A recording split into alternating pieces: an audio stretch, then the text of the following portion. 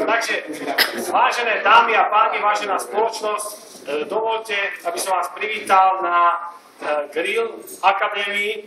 Musím tak ako skromne povedať, že organizuje to moja manželka.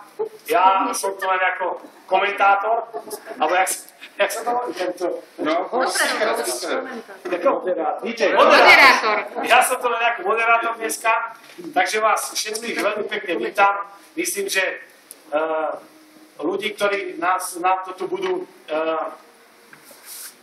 pripravovať vlastne túto akadémiu, celá tá akadémia vlastne je to veľmi taký dobrý výmysel, že strávime nejaké pekné popoludne a špičkoví českí kuchári nás naučia grillfy a ja neviem, všetko, čo sa týka grillovania. Prevedú vám grilly plynové, na uhlie a proste všetky otázky, čo sa týka grillovania a týchto vecí. Je to tu také, by som povedal, taká uzavretá spoločnosť a tým je to dané, že vlastne vy každý, ktorý ste tu, tak ste účastníkom varenia. Vy ste tu vlastne na to, aby ste dneska tu spoločne s našimi kuchármi varili, piekli, grillovali a pýtali sa na veci, ktoré doma robíte alebo bojíte sa, nemáte odvahu to spraviť. Tu na to môžete pekne vyskúšať.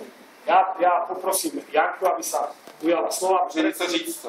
Musíš predstaviť.